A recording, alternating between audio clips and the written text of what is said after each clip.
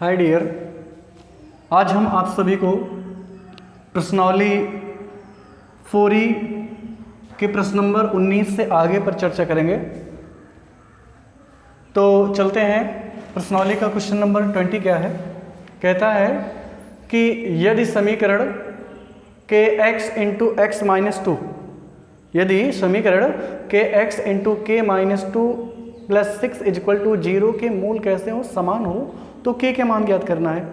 इस समीकरण के मूल कैसे हैं डियर, समान है, तो मुझे k का मान ज्ञात करना है। तो डियर सबसे पहले इक्वेशन नोट करेंगे।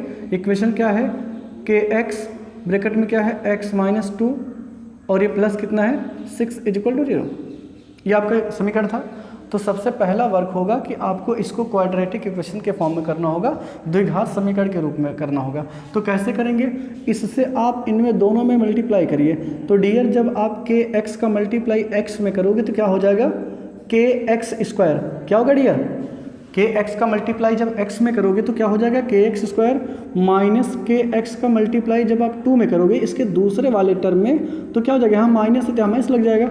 और 2x का गुणा आप k में करोगे तो क्या हो जाएगा 2kx। ओके डियर, अब इनका दोनों में मल्टीप्लाई हो गया। ये प्लस में क्या था, ये 6 था। ओके डियर, बात समझ इतनी। तो सबसे पहले हमने क्या करा, इस समीकरण को द्विघात समीकरण के रूप में कन्वर्ट किया। कैसे कन्वर्ट किया, आपको के एक्स से मल्टीप्लाई एक्स में करना था तो क्या मिला के एक्स स्क्वायर, और फिर के एक्स का मल्टीप्लाई माइनस 2 में करेंगे तो माइनस 2x और ये प्लस कितना 6 बराबर 0। ओके डियर, तो अब आपको यहाँ से क्या करना है डियर, ए की वैल्यू निकाल लेना है। क्या आएगा, ए मान क्या होता है, ए का मतलब होता है एक्स स्क्वायर का गुणांक, और एक्स स्क्वायर का गुणांक का मतलब होता है एक्स स्क्वायर को छोड़कर जितने भी लोग हों सब वो होते हैं ए। तो ए का मान यहाँ कितना हो जाएगा के, और बी बराबर क्या होगा डियर, बी बराबर होता है एक्स का गुणांक, और एक्स का गुणांक का मतलब है एक्स को छोड़कर जितने भी टर्म होंगे सब क्या होंगे, वो बी होंगे। तो माइनस 2k हो जाएगा। अब आपको c की बात करें तो c क्या होगा डियर, इसमें जो कांस्टेंट टर्म होगा वो क्या हो जाएगा, c हो जाएगा। तो यहाँ कांस्टेंट टर्म कौन है, 6 है। ओके डियर, अब यहाँ डियर कह रहा है इसके मूल समान है, तो आप लिखोगे चूंकि मूल कैसे हैं, मूल समान है, मूल कैसे हैं, समान है, अतः क्या हो जाएगा, ध्यान रखना डियर, जब भी मूल समान हो तो क्या होता है, बी स्क्वायर माइनस 4ac बराबर क्या होता है, मूल समान होता है तो डी बराबर क्या होता है, 0 होता है। और जब डी बराबर 0 होगा तो डी का मान आप जानते हैं बी स्क्वायर माइनस क्या होता है 4ac। डी बराबर क्या होता है, बी स्क्वायर माइनस 4c। तो इसके नीचे हमने इसका फॉर्मूला लग गया, बराबर नीचे बराबर फिर 0 के नीचे 0 कर लिया। ओके डियर, अब यहाँ से क्या करना, आपको b की वैल्यू पुटअप करना है, a की वैल्यू और c की वैल्यू सबकी पुटअप कर दीजिए। तो यहाँ b की वैल्यू क्या है माइनस 2k, तो यहाँ माइनस 2k कर लीजिए, माइनस 2k होल स्क्वायर, फिर माइनस 4 इंटू a का मतलब डियर क्या है k है, और c का मतलब डियर क्या है 6 है। तो यहाँ 6 इजक्वल टू कितना जगह 0। ओके डियर, तो यहाँ से माइनस का स्क्वायर करेंगे तो प्लस हो जाएगा, और 2 का स्क्वायर क्या हो जाएगा डियर 4 हो जाएगा, और k का स्क्वायर क्या हो जाएगा 4 स्क्वायर। सब काम करेंगे तो माइनस का स्क्वायर प्लस 2 का स्क्वायर 4 और k का स्क्वायर k स्क्वायर माइनस, अब इनका मल्टीप्लाई करेंगे तो 6 4 जा 24k हो जाएगा। क्या हो जाएगा डियर, 6 4 जा 24k। ओके डियर, ठीक है। अब यहाँ क्या करना मुझे, अब इसको मुझे क्या करना है, 4k स्क्वायर इजक्वल टू ये माइनस 24 है तो उधर राइट साइड जाके क्या हो जाएगा, प्लस में 24 हो जाएगा। ओके डियर, ये माइनस में 24 के इधर था तो उधर जाके क्या हो गया, वो हो गया प्लस 24 के। अब यहाँ से के स्क्वायर की वैल्यू निकालेंगे तो क्या हो जाएगा, ये हो जाएगा 24 के अपान में क्या 4, और ये 4 से कट जाएगा, ये 6 आएगा, यानी के स्क्वायर बराबर क्या आएगा 6 के, और यहाँ से एक के से के कट जाएगा तो यानी के बराबर डियर क्या आएगा 6 आएगा। ओके डियर, तो ये आपका हुआ। ठीक है डियर, चलते डियर, प्रश्नावली का नेक्स्ट प्रश्न है 21। वो क्या है, वो कहता है कि समीकरण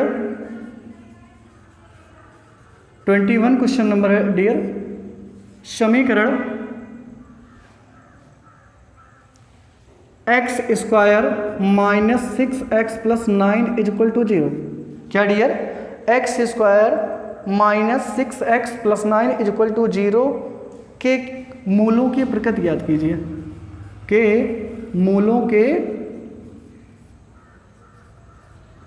प्रकृति, प्रकृति का मतलब होता है लक्षण आपको ज्ञात करना डियर। प्रकृति ज्ञात कीजिए। तो इसके लिए आपको हमने डी की 3 कंडीशन बता रखा था। यदि डी का मान जो है वो 0 से बड़ा है तो इसका मतलब है मूल जो है वास्तविक और असमान होंगे। यदि डी का मान 0 है तो उसके मूल वास्तविक होंगे और बराबर होंगे। और अगला बताए थे यदि डी का मान जो क्या हो, अगर वो 0 से छोटा है तो इसका मतलब है उसके मूल कैसे होंगे, काल्पनिक होंगे। तो यहाँ चलते हैं डियर, सबसे पहले इक्वेशन उतार लेते हैं। इक्वेशन क्या है, x² - 6x + 9 = 0 है। तो यहाँ से सबसे पहला वर्क होगा, आप a की वैल्यू निकाल लीजिए। a की वैल्यू यहाँ x² का गुणांक कुछ नहीं है, तो जहाँ कुछ ना हो वहाँ 1 होगा। और b की वैल्यू डियर कितना हो जाएगी, -6 हो जाएगा। और c की वैल्यू डियर क्या हो जाएगी, 9 हो जाएगा। ओके डियर, तो a b c की वैल्यू हमने निकाल लिया। अब आपको निकालना है d बराबर, क्योंकि मूलों की प्रकृति ज्ञात करने के लिए कौन से फॉर्मूले का प्रयोग करते हैं, d बराबर b² - 4ac। किसका फॉर्मूला, d बराबर b² - 4ac। और यहाँ बराबर के नीचे बराबर b का वैल्यू कितना है, -6 है। ओके डियर, तो b की वैल्यू हमने क्या रख दिया, -6 रख दिया। फिर माइनस लगाइए, ओके। फिर -4 × a की वैल्यू डियर कितना है, 1 है। और c की वैल्यू डियर कितना, 9 है। तो यहाँ -6 का स्क्वायर क्या होगा डियर, माइनस का स्क्वायर जो है प्लस होगा। और 6 का स्क्वायर कितना होगा, 36 होगा। ओके डियर, अब यहाँ माइनस लगाइए। अब ये 9 4 से कितना हो जाएगा डियर, ये भी 36। तो 36 में से 36 जाएगा तो कितना हो जाएगा, 0। यानी डी का मान क्या आ गया डियर, डी का मान जो है वो 0 आ गया। अतः समीकरण के जो मूल होंगे, समीकरण के मूल कैसे होंगे डियर, मूल जो होंगे वास्तविक होंगे, वास्तविक।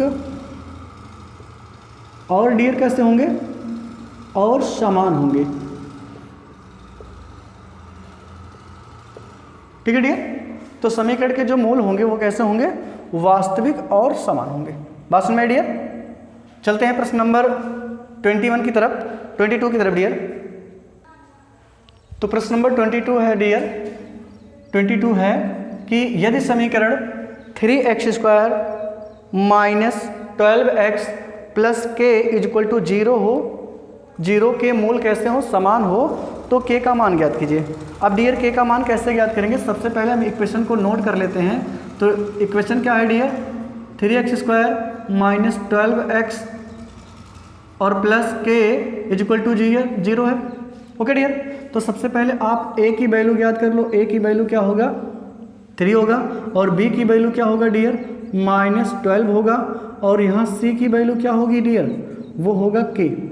ओके डियर, आपको इक्वेशन दिया था कि 3x² - 12x + k के बराबर 0 के मूल कैसे समान है, तो मुझे k का मान ज्ञात करना है। तो सबसे पहले हम क्या करेंगे, पहले x² का गुणांक ज्ञात कर लेंगे, यानी a का मान ज्ञात कर लेंगे।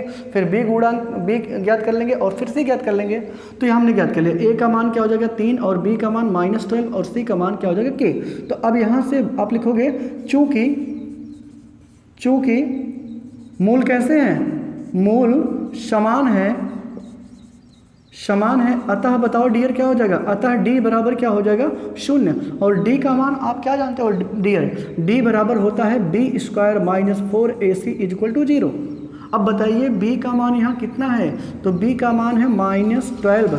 तो -12 का स्क्वायर करिए, फिर -4 × a की वैल्यू क्या होगी डियर, 3 होगी। और c की वैल्यू क्या होगी डियर, k होगी, बराबर कितना, 0।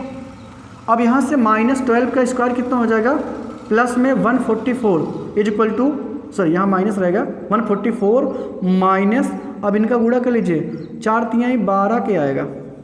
नहीं सुना डियर, फिर से समझिए, b की वैल्यू कितनी है, -12। तो -12 ये स्क्वायर था, स्क्वायर लगा दिए।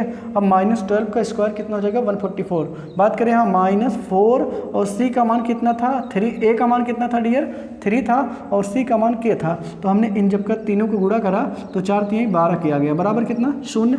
अब क्या करना है डियर, इसको मुझे उस साइड ले जाना है। तो यानी 144 बराबर क्या हो जाएगा, 12 के हो जाएगा।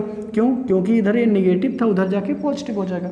अब इधर ये गुणा इधर आके भाग हो जाएगा, यानी 144/12 बराबर क्या डियर, के। और यहाँ से 12 से 12 काटेंगे तो 12 बराबर क्या हो जाएगा, के। यानी के का मान कितना हो जाएगा डियर, वो हो जाएगा 12। ओके डियर, चलते हैं डियर, इस प्रश्नावली का लास्ट प्रश्न है 23 कि निम्नलिखित समीकरणों के मूल द्विघाती सूत्र द्वारा ज्ञात कीजिए। इसमें दो ऑप्शन है। पहला ऑप्शन ये है कि 9x² minus 10x plus 2 equal to 0। ठीक है, इसके मुझे मूल ज्ञात करने, बट वो कौन से मेथड से? द्विघाती सूत्र से। और द्विघाती सूत्र का आप फार्मूला जानते हैं, x बराबर क्या होता है? Minus B plus minus root में b² माइनस 4ac का होल अपान क्या होता है? 2 ये होता है। तो सबसे पहले डियर यहाँ a और b c की वैल्यू ज्ञात कर ले। क्या ज्ञात कर ले? a की वैल्यू ज्ञात करेंगे तो डियर क्या हो जाएगा? 9 हो जाएगा। और b की वैल्यू ज्ञात करेंगे तो डियर कितना हो जाएगा? -10 हो जाएगा। और c की वैल्यू ज्ञात करेंगे तो कितना हो जाएगा डियर? +2। ठीक है, x² का गुणांक जो होगा वो a होगा, और जो x का गुणांक है वो क्या होगा? b होगा, और जो कांस्टेंट टर्म है वो क्या होगा? c होगा। ओके डियर, चलिए अब आपको मूल ज्ञात करना, वो भी द्विघाती सूत्र से। तो द्विघाती सूत्र का फार्मूला लगा लीजिए। तो द्विघाती सूत्र का फार्मूला क्या होता है? -b प्लस माइनस रूट में b² माइनस 4ac का होल अपान 2a, ये होता है डियर। चलिए अब इस फार्मूले में आप a b c की वैल्यू पुटअप कर दीजिए। तो बताइए डियर, b की वैल्यू क्या है? -10 है, तो माइनस फार्मूले में भी है, तो ऐसा कर दीजिए माइनस, और ये b की वैल्यू -10 प्लस माइनस रूट में b² का मतलब है -10 का स्क्वायर, फिर -4 इंटू a की वैल्यू है 9 और c की वैल्यू है 2, ओके, का होल अपान 2 इंटू a की वैल्यू डियर कितना है? 9।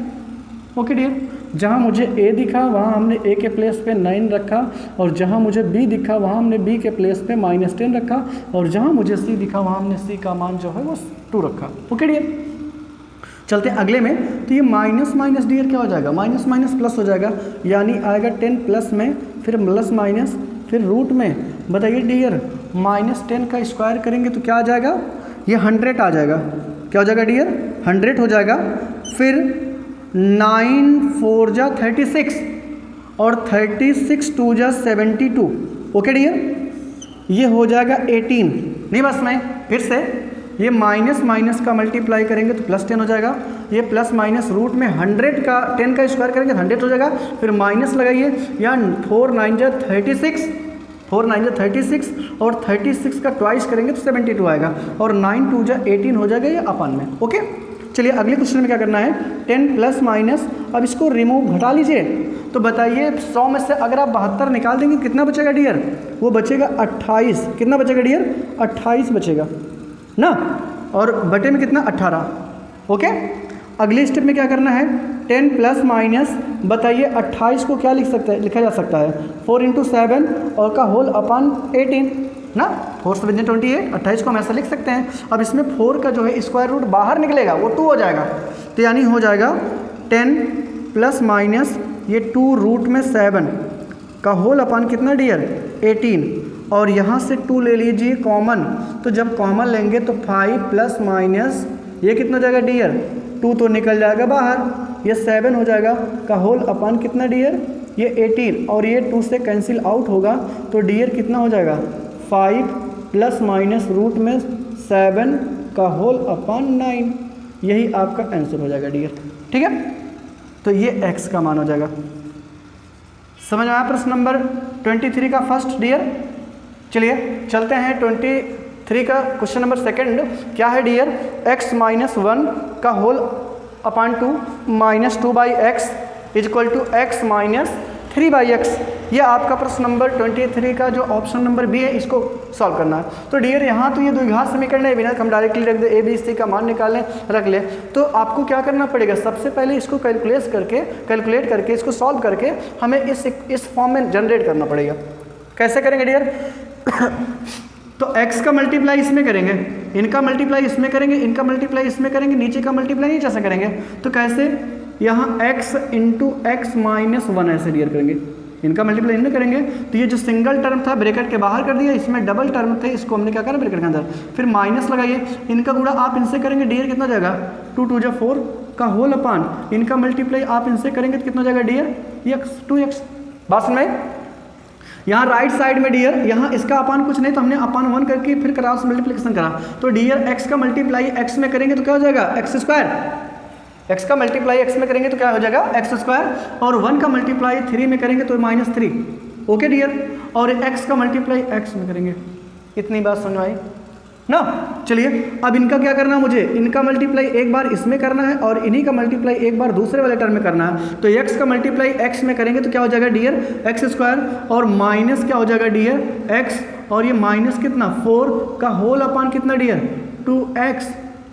ओके डियर, यहाँ कोई सिंपल, इससे आगे सिंपल नहीं किया जा सकता है, तो इसको हम एक स्टेप ऐसे उतार लेंगे, एक्स स्क्वायर -3 अपान में x। ये डियर x से x कैंसिल हो जाएगा।